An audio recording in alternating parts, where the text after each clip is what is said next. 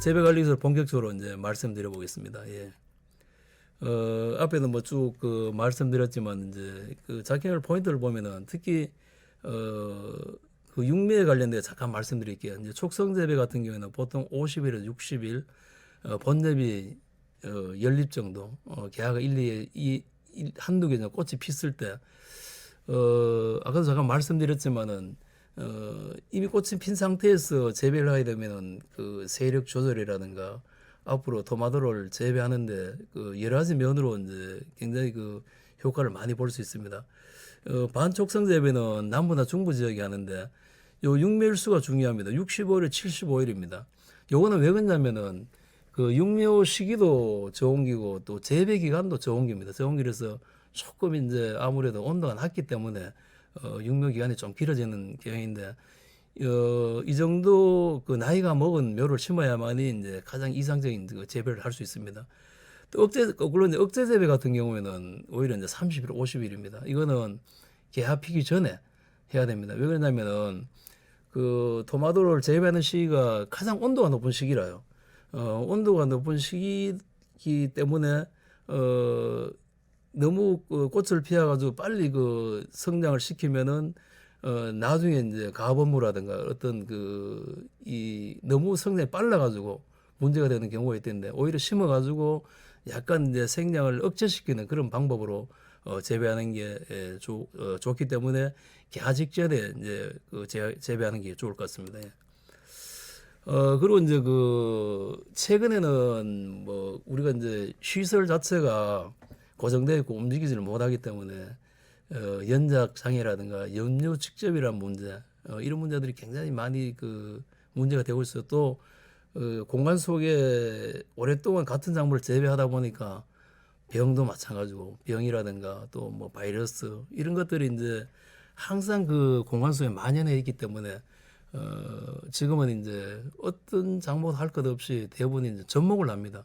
접목을 하는데 이 토마토도 마찬가지로 국내에서는 토마토 되면 한 40여 종이 지금 있고 또 이 목전 금방 말해 토양 전염병이라든가 고온, 저온, 그 양수분 흡수력 능력, 불량한 환경이라든가 품질 유지, 또 친화성 뭐 이런 것들을 그 목적으로 그 접목을 합니다. 접목을 해가지고 쓰는데 여기 보면은 스파이더라는 그 대목이 있고 파이팅이라는 대목이 있는데 가장 내가 이제 이 접수란 말은 이제 이 대목을 설명드리면 대목은 뭐냐면은 뿌리를 강하게 하고 이제 병에 대한 그 특정한 병에 대한 그 강한 특성을 가진 그런 걸 목적으로 하고 위에 있는 접수는 분명히 이제 맛있는 과일 고품질의 과일을 달기 위해서 접수를 선택해야 됩니다. 그러면 내가 그 앞에서 말씀드렸듯이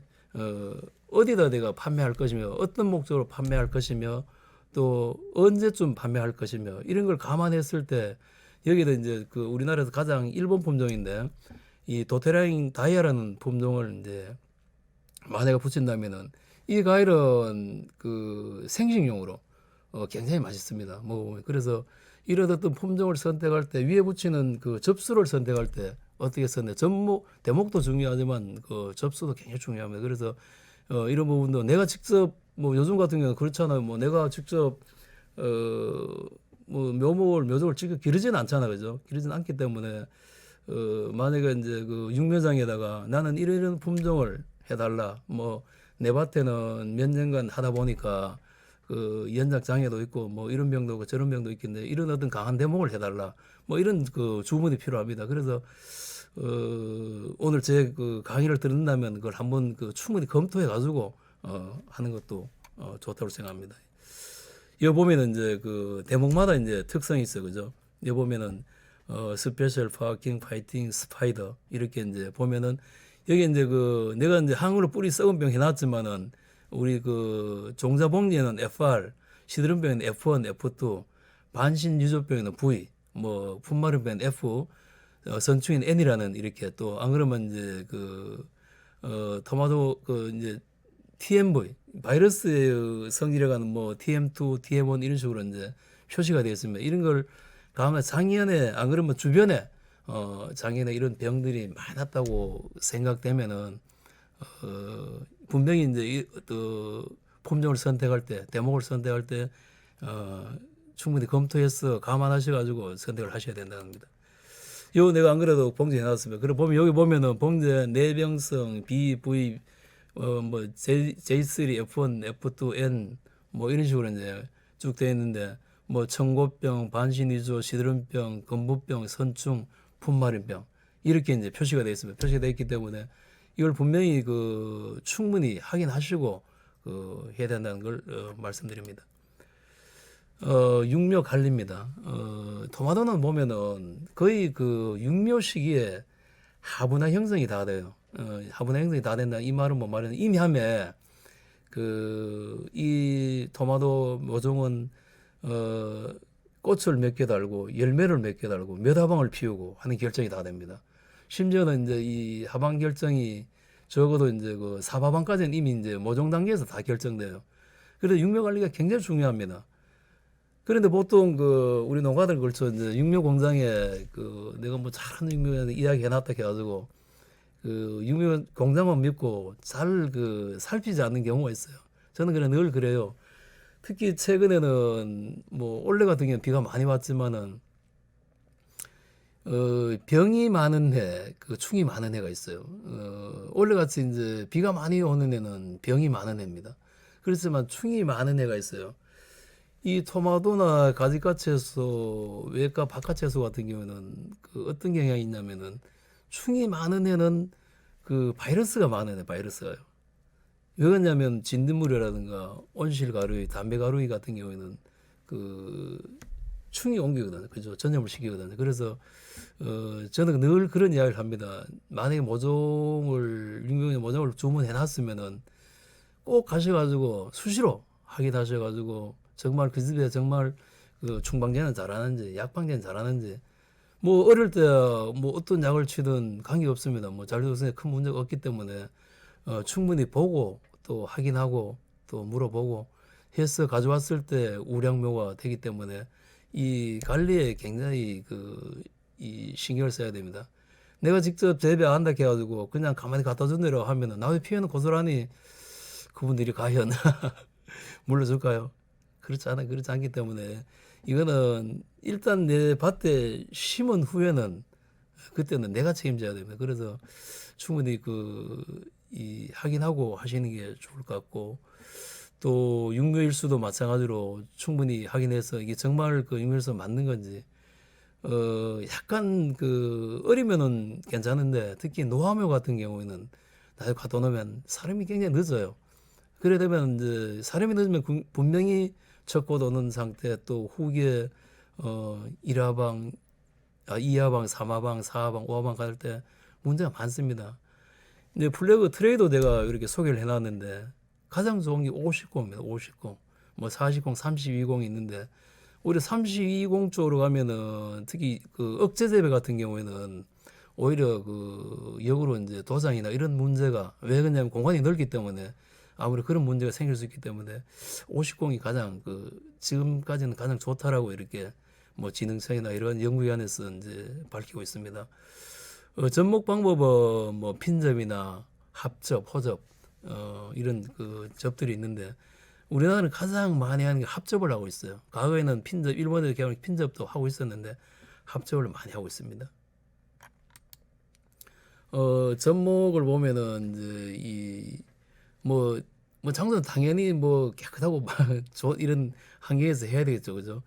해야 되는데 이제 이 접목 합접 방법은 우리가 이제 접을 붙여놓고 클립으로 찝어가지고 이제 이게 서로 부름키가 붙을 때까지 기다리는 그런 걸로 하고 있는데 이게 이제 접이 가장 쉽고 가장 하기 좋아요. 그리고 또 우리는 재배를 하다 보면은 이 접목이 잘못돼 가지고 문제가 일어나는 경우가 많아요.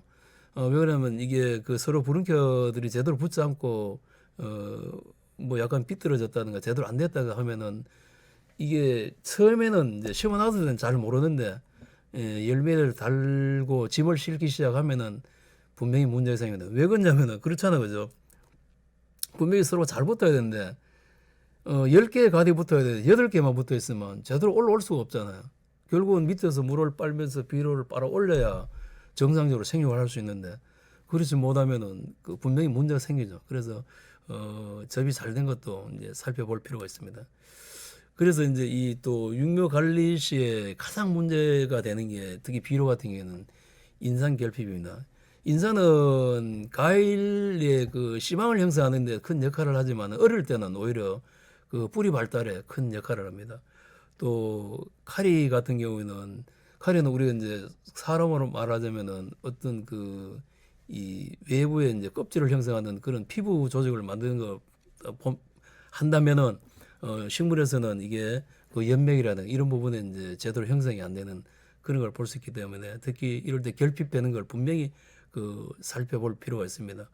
제가 앞에서 말한 어림묘, 노화묘는 분명히 문제가 있습니다. 그래서 이런 그 모를 많이 가져왔을 때 어림묘는 미끄러운 양을 줄여야 그 가본물을 그 막을 수 있고 또 노화묘 같은 경우에는 오히려 비료를 많이 줘야 되겠죠, 그죠? 그래서 이런 그 적정묘를 가져오는 게 굉장히 중요하다. 그래서 늘 내가 몇 번에 걸쳐 강조하는 게 내가 직접 기르지 않지만은 그 묘가 정말 우량 면지를 충분히 살펴보고 가져오는 게 농가 입장에서는 큰 도움이 될 거라고 생각합니다. 예. 그래서 제가 이렇게 보면은 그 여기 그 촉성 관촉성은 마디가 11마디 사이 꽃이 피죠, 그죠? 꽃이 한두 개 피는데 요럴 때가 가장 이상적이에요. 색깔도 보면은 너무 진하지도 않고 그 연하지도 않고 뭐가 좀 보면 좀 부족한 부분이 있는 것 같지만은 그래도 좀 나름대로 이제 뭐 굉장히 그 우량 또 절간도 보면은 굉장히 적당합니다. 그 억제 재배 같은 경우에는 지금 꽃이 안 피어요, 그죠? 6내지 7매 정도 이런 어떤 그 묘를 그 꽃이 피지 않는 묘를 재배해야만이 그 나중에 이제 그 세력 조절에 도움이 됩니다. 그래서 꽃도 보면 여기 이제 1 내지 2매 해놨는데 그 꽃 모양도 이렇게 아주 그 예쁘게 잘 피습니다. 이렇게 핀 꽃을 참 좋겠고 그래서 보면은 뭐 완숙 토마토 모두 아주 그 적당합니다. 절간도 그렇고 뭐 방울토마토 송이방울도 그렇고 이제 대추방울도 그렇고 그리고 또 하나 이제 그 이 육묘공장의 그 사장만 믿고 그 잎만 보고 오면 잎만 보고죠. 잎만 보고 안 됩니다. 그게 겉으로 보기는 잘 자는 것 같지만은 심어놓고 뿌리 활착이 굉장히 중요해요. 뿌리 활착이. 뿌리 첫 번째 우리가 가져와서 그 땅에 빨리 뿌리가 뻗어야만이 그 내가 준 비료라든가 물이나 먹고 자라지. 뿌리가 그 충실하지 않으면은 문제들이 많아지죠, 그죠? 근데 우리 그렇죠 이제 그 만약에 이제 뭐 토마토에 문제가 생겼다 이렇게 이 농약방이나 그 가면은 그래 가지고 아이 그래 뭐 그거 뭐 또 뭐 그 사정 복귀 치면 돼 이렇게 그 말들을 많이 해요. 근데 저는 이 잘못됐다기보다도 아 우리가 좀 그 지도관에서 그런 걸 심어주지 않았다는 게 가끔은 내가 그 굉장히 미안할 때가 있습니다. 그래서 이걸 보면 이거는 수박 모종인데 그 네트가 굉장히 그 깨끗하고 그죠? 아주 그 이 신선해 보여 그죠? 요런 어떤 정말 하얗게 막 그냥 그 하얀 솜처럼 이렇게 팍팍이 저렇게 그 네트를 형성한 그런 모를 가져오면은 정말 심자마자 우리가 뭐 자료에는 4 내지 5일 만에 이제 뿌리 뻗음을 한다 하는데 아닙니다. 보통 보면은 거의 열흘 이상 걸려요. 뭐 가져오다가 또 가져와서 뭐 물을 제때 주고 뭐 해야 되는데 또 가져오는 도중에도 또 여러 가지 문제가 생겨하기 때문에 분명히 저는 이제 늘 강조하는 게 겉에도 잎과 줄기도 좋아야 되지만은 한번 그 이 포트에서 한번 꺼내 가지고 네트 형성이 얼마나 잘 됐는지도 한번 그 꼭 살펴보기를 부탁드립니다. 예. 자, 그러면 이제 그 모종이 준비 다 됐어요. 준비 다 됐으면 이제 심어야 되잖아, 그죠? 심어야 되는데 대부분 농가들은 뭐 내가 늘 그 재배하던 대로 뭐 하면 되지 하고 이렇게 그 생각하는 분이 있는데 뭐 앞으로도 계속 그런 말씀드리지만 우리는 이 시설이 움직일 수 없어요, 그죠? 움직일 수 없다 보니까 나도 모르게 이제 뭐 많이 달리도록 욕심을 안 낼 수가 없잖아요. 그러다 보면 당연히 금비를 많이 치게 돼요. 그 많이 치게 되고 또 치지 않으면 또 양이 나오질 않아요. 않기 때문에 이번에 친 게 다 먹었으면 좋은데 남습니다. 분명히 남아요. 그죠? 남으면 그게 한 해, 두 해, 몇 해 가다 보면은 작기를 휴석할 때쯤 되면은 바짝 마른 상태에서 하우스 안에 이래도 고래 들여다보면 하얀 가루가 보여. 그죠? 어떨 때는 보면 또 이제 비가 많이 올 때는 빨간 색깔의 또 곰팡이가 보이고 하얀 곰팡이가 보이고 이런 걸 보는데 그거는 분명히 땅 속에 지금 많은 염류, 비료들이 남아 있다는 겁니다. 남아 있기 때문에 분명히 저는 이제 하기 전에 정말 여러분들이 고소득을 올리고 좋은 토마토를 생산하기 위해서는 공짜입니다, 공짜. 뭐 여러분 이거 우리는 공짜로 해주지만 막상 이걸 전문기관에 맡기면은 작은 돈 아닙니다. 그렇지만 우리 농업기술센터에서 언제든지 어느 때 시료만 가져오시면은 검사를 꼭 토양 검증을 받아가지고 재배를 하시면은 분명히 큰 덕을 볼 수 있을 겁니다. 우선 이제 우리가 비료 성분도 보지만은 제일 먼저 토양의 산도를 이렇게 먼저 살펴봅니다. 아까 여기 있는 앞에 토양 검정서에 보면은 맨 앞에 보면은 이제 pH에 관련된 내용들이 나와 있는데 이 pH가 맨 앞쪽에 왜 앞쪽에 해놨냐면은 이 토양이 pH가 정상적으로 갖춰줘야만이 내가 주는 13원소 비료가 정상적으로 빨 수가 있어요. 만약에 이제 이게 산성 쪽으로 많이 가면은 우리가 비료를 주는 게 전부 기량적으로 제대로 빨질 못해요. 이게. 그리고 너무 알칼리 쪽으로 가도 거기에 필요한 알칼리성 비료 이제 산성 비료 같은 경우는 제대로 빨 수가 없죠. 이래서 가장 좋은 이상적인 작물마다 조금씩 다르지만 중성이다. 여기는 뭐 6.0에서 6.5 정도, 뭐 7까지 안 넘으면 됩니다. 안 넘으면 되는데 이 정도의 이제 이 간이 가지고 그래서 우리가 이제 땅을 보면 그래요. pH가 높은 땅이 있고 pH가 낮은 땅이 있어요. 근데 pH가 높은 땅이 낮은 땅이 있는데 주로 이제 높은 땅보다 낮은 땅이 많죠. 이제 이 과거에는 그래서 이제 이 pH가 높은 땅, 낮은 땅에 교정을 할 수 없어가지고 재배를 어떤 뭐 특히 마늘 같은 경우에는 pH가 굉장히 높은 알칼리성 토양이 잘 됩니다. 또 거꾸로 감자나 이런 작물 같은 경우는 거꾸로 약산성이 잘 돼요. 그죠? 이럴 때는 그럼 감자밭에 석회를 많이 치면 안 되잖아. 그죠? 그리고 마늘밭에 석회를 안 치면 안 되잖아요. 지금 저쪽에 저쪽 단양부터 시야가 영천까지 이렇게 이제 마늘이 잘 된 이유는 석회암이네, 석회암이네. 뭐 제가 살고 있는 군위 지역도 마찬가지로 같은 연결된 같은 토양통을 가지고 있지만은 그래서 마늘이 잘 되는 겁니다. 저 강원도 지역 같은 데는 오히려 산전 강원에 감자가 잘 되는 이유는 약산성 땅이라 약산성. 군에서 석회 뿌리면 안 됩니다. 석회 뿌리면 감자 같은 경우는 더댕이병이라고 걸려요. 병이 걸려요, 오히려. 그래서 이런 토양의 pH가 굉장히 중요하다, 작물을 재배하는데.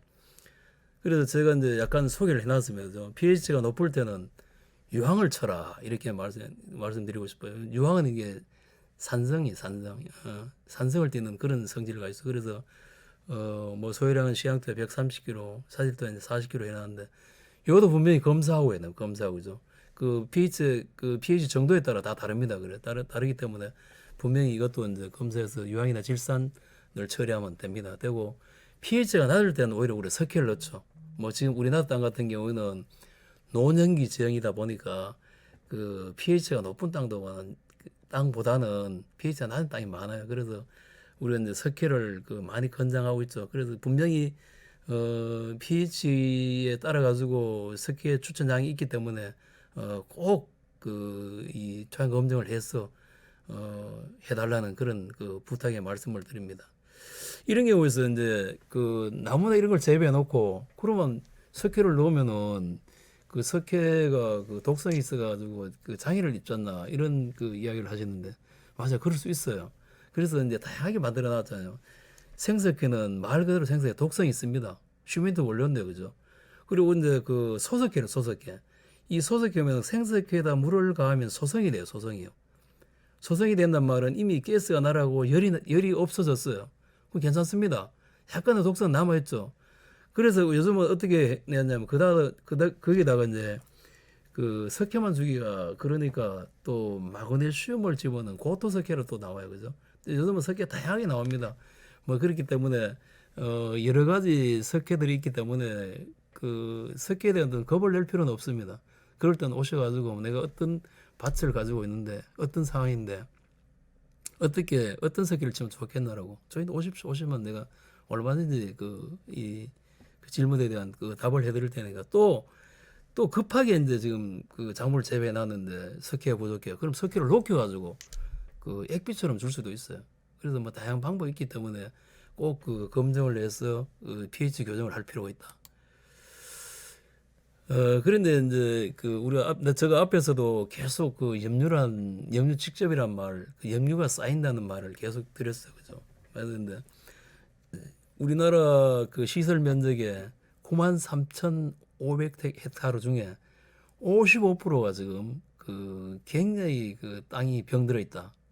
아무래도 좀 병들어 있잖아, 그죠? 뭐 사람 욕심에 그 솔직히 여러분들 뭐 그 땅 놀거리 했습니까? 한철도 못 놀거리 했지 않습니까? 그죠? 그러면서 땅이 정상일 수 없죠. 그래서 보면 여기 이제 아까 제가 말씀드렸던 염화칼슘이나 질산칼슘, 염화가리, 염화마그네슘 이런 것들은 하얗게 보여요. 하얗게 보고 이게 이제 가축 분뇨를 많은 인산이나 그 염소 같은 경우에는 여기 보면은 이제 쌓이면은 빨갛게 보여요. 빨갛게. 예, 염소 나트륨 같은 경우는 그 토양의 질이 떨어지죠. 자, 그러면 왜 이게 그 염류가 많이 직접되면은 문제가 되냐 하면은 그래요. 이제 식물의 기본적인 뿌리에 그 이씨는 보면은 옵니다. 오. 근데 이제 가장 이상적인 토양에 이씨가 이 정도 하면 돼. 이 정도. 이게 이제 전에도 차인데 결국은 이제 그 삼타에 비해서 식물이 물을 빨지 않습니까? 그죠? 그러면 낮은 데서 높은 쪽으로 갑니다. 식물의 뿌리가 이씨가 오니까 그 토양의 이씨는 이니까 낮은 데서 높은 쪽으로 빨려가잖아요. 이래야 되는데 이런 염료들이 많이 집적되게 되면 이씨가 최고는 7, 8까지 올라갑니다. 2가 넘고 3이 올라가면 안 돼요. 토양 속에는. 사실은 가장 이상적인 1.5 정도의 이씨가 가장 맞죠. 맞는데 이런 염류 직접이 많이 되면은 염류가 계속 올라가요. 뒤에 그림을 보여주겠지만은 그렇게 되면은 결국은 소금밭에다가 내가 이 작물을 심은 격이나 마찬가지로 소금밭에 작물 심으면 어떻게 됩니까? 오히려 작물의 몸에서 물이 빨려 나가겠죠, 그죠? 그럼 시들잖아, 그죠? 똑같은 그래서 여기도 보면은 이 그림의 옆에 그림을 보시면은 이제 시설하고 노지의 그 수분의 그 땅의 증발에 대해서 내가 그 그림을 넣어놨는데 시설 같은 경우에는 그 비를 맞질 않아요, 그죠? 맞질 않으면 어떻게 하냐면 시설 항상 이제 공간 속에 갇혀 있잖아요. 갇혀 있다 보니까 또 열이 또 많아. 그러면 땅에 있는 물을 뽑아 올리면 이렇게 이 땅도 보면은 땅이 그냥 이렇게 있는 게 아니고 그 사람의 혈관처럼 그 모세관이 있어. 모세관처럼 간이 있어요. 간이 이렇게 딱 간을 가지고 있어요. 그래서 물을 뽑아 올리는 거 어떻게 돼요? 저 밑에 있던 그 염류, 비료 성분들이 위로 올라오겠죠. 위로 올라오면 나중에 바짝 말랐을 때 내가 보면은 땅이 포랗게 이렇게 보이는 겁니다. 거꾸로 이제 그 노지 같은 경우에는 비가 떨어지면 밑으로 새 내려갑니다. 이렇게 달라요. 그래서 노지는 아무리 가물어도 그런 현상을 볼 수가 없죠, 그죠? 그래서 이제 시설과 노지는 이게 이제 물이 흐름이 그 땅의 물의 흐름이 다릅니다, 그죠? 다른데 그럼 내가 왜 이런 말씀을 드리냐면은 결국 그 우리가 휴작기에 물을 주지 않고 그냥 놔두잖아요. 놔두면은 저 땅 밑에 있던 비료 성분들이 표토로 올라와요. 표토로 올라오면 어떻게 됩니까? 우리는 작물을 어디 심습니까? 아무리 깊어도 30cm 이하를 못 내려가잖아요, 그죠? 거의 그 15cm 내외에 다 존재하고 있어요, 뿌리가. 그럼 어떻게 됩니까? 염류장애를 직접적으로 받죠. 그래서 이런 그 시설 속의 그 특성도 우리가 좀 알아야 된다는 겁니다. 그래서 염류를 해소해야만이 작물을 정상적으로 키울 수 있다. 그래서 누누이 내가 말씀드리는 검사를 해가지고 하면은 그런 부분을 해소할 수 있는 방법들이 많습니다. 그래서 꼭 그 검사를 해가지고 해볼 필요가 있다고 말씀드립니다. 제가 그림을 해놨잖아요. 그죠? 이 뿌리는 그 EC가 오고 이제 토양이 뭐 이하일 때 자연스럽게 낮은 데서 높은 쪽으로 빨리 들어가 작물이 정상적으로 자라줍니다. 근데 거꾸로 농도 높아서 그러는 거꾸로 식물 몸에 있는 그 수분을 빼냅니다. 그죠? 빼내게 되면은 결국은 시들어 죽겠죠. 그죠? 이래서 토양의 어떤 개량이라든가 염류 제거라는 게 필요해요. 그래서 이어도 보면은 염류 농도가 2 이상이 2.0 이상이 되면 문제가 된다라고 해놔서 그죠? 아까 제가 말씀드린 그런 이야기들이 다 나옵니다. 특히 또 이렇게 또 휴자기 때 우리가 그 하우스를 그대로 씌워놨다면은 아침에 가면은 그 하우스에 물방울이 맺혀요. 물방울이 이렇게 뭐 맛을 보라 이상하지만은 한번 정말 내가 궁금하면은 뭐 제가 오늘 말씀드린 걸 한번 실험을 한번 해보십시오. 만약 이제 물의 맛이 그냥 뭐 그냥 밍밍한 맛이 나면은 약간 뭐 맛이 좀 다른 그냥 암모니하고 약간 아린 맛이 나요. 아린 맛이요. 제가 직접 한번 해봤는데 정말 그렇더라고요. 그런 느낌을 받았는데 보면은 아초산가스 특히 이제 질소를 많이 쳤을 때 이런 아초산가스 성분의 이 가스가 발생하는 걸 알 수 있습니다. 그래서 이런 부분도 한번 꼭 살펴가고 검증을 한 다음에 했으면 좋겠습니다. 그래서 뭐 기존 염류 장애 방법으로 물 가두기, 열에 한 소독, 또 진흥청에서 개발한 저농도 에탄올을 이용한 친환경 소독, 또 약제한 소독, 뭐 이런 소독들을 많이 했지만은 사실은 뭐 1, 2년이 지나면은 다시 원상태로 돌아옵니다. 왜 그럴까요? 여러분들이 우리가 이제 늘 가장 이렇게 소독을 하고 난 다음에는 적정 비료를 쳐달라고 그렇게 말씀드린다도 그걸 아잖아, 그죠? 왜? 습관이 엄청나게 무서워요. 습관이라는 게 참 내가 바꾸고 싶지만은 이미 하면 비료를 많이 쳐가지고 작물의 수량을 많이 올리는 걸 이미 하면 내가 맛을 봐버리는 거야. 맛을 봐버리니까 쉽사리 그거를 이렇게 포기할 수가 없죠. 그러다 보니까 이렇게 하지만은 1, 2년 후에는 도라미 타볼 다시 돌아오는 거예요. 그러면 또 반복해야 되는데 굉장히 힘들고 귀찮아요. 또 물가두기 같은 거 저것도 논에하면 뭐 하잖아, 그죠? 우리나라 또 땅들이 어디 논에다 시설을 많이 놨습니까? 그러지 않잖아, 그죠? 그래서 어떻게 보면은 제가 그래서 우리 지역 같은 경우에는 안급해수 시설을 했어. 안급해수 시설. 사실은 뭐 논이나 이런데 습재하는 방법이지만은 저희 지역은 보면은 대형 하우스, 연농 하우스가 많은 지역이다 보니까 집입니다. 집, 하우스 말 그대로 집이 되다 보니까 옮길 수가 없어요. 그래서 저희를 또 오이세배를 거의 한 30년 이상 했어요. 그러다 토양이 뭐 골병이 안 들었겠습니까? 그러니까 방법 중에 찾다가 제가 이제 이 안급해수 방법을 한번 선택해 봤어요. 지하에는 150mm 유공관을 깔고 지상에는 이제 미니 스프링클러를 넣어가지고 휴자기에 씻어내는 방법.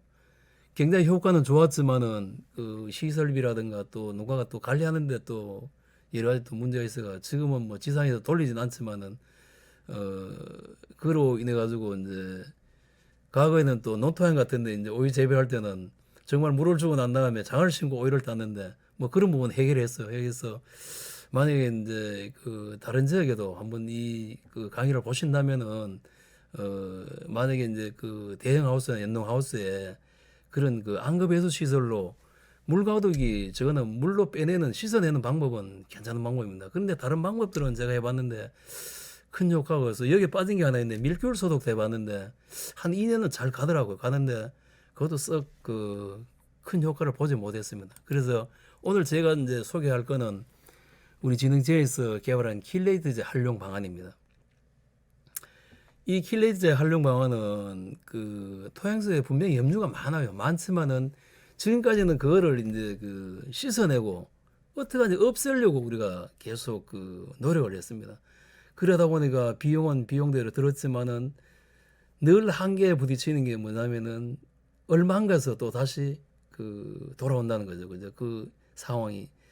이 킬레이트제 방법은 뭐냐면은 토양 속에 있는 염류를 염류는 제가 말씀드린 여기 이제 13원소 모든 비료의 총칭을 염류라고 합니다. 그리고 우리 토양 속에다 많은 비료를 좀 쳐요. 특히 뭐 질소, 가리, 인산 삼요소는 뭐 분명히 많고 또 미량 요소라도 봉수, 마그네슘 같은 것도 많이 칩니다. 많이 쳐가지고 많이 남아 있는데 이런 그 비료들을 특히 질소나 가리를 많이 치게 되면은 우리가 가장 많이 필요한 칼슘 같은 흡수가 안 되면 기량장애 일어납니다. 이렇게 되다 보니까 그 문제가 계속 이제 반복되는 거죠. 근데 이 킬레이트제는 그런 게 아니고 기존에 직접된 염류가 안 그러면 토양이나 서로 이제 그 결합을 이루고 있는 이런 그 비료들을 이 고리를 떼주는 역할, 고리를 떼주는 역할요. 고리를 떼주면 어떻게 됩니까? 이 고리를 떼주게 되면은 땅이라는 거는 마이너스를 띠고 이제 뿌리는 플러스를 띠고 있어요. 띠고 있는데 이 그래서 자석의 원리를 이렇게 보시면은 자석은 같은 건 밀고 그 다른 건 끌어당기잖아, 그죠? 그래서 우리가 질소 여기 보면은 이제 그 작물 중에 이제 비료 중에 질소나 가리 같은 거는 마이너스면 마이너스비로. 그래서 그 작물에 뿌리는 플러스 이렇게 했잖아, 그죠? 끌어들이면 잘 빨아요, 그죠? 잘 빠는 이런 역할을 하는데 이런 플러스 비료들, 마이너스 비료들이 많이 들어가면 어떻게 되냐면은 나중에 다른 플러스 비료를 빨지 못하고 그래요.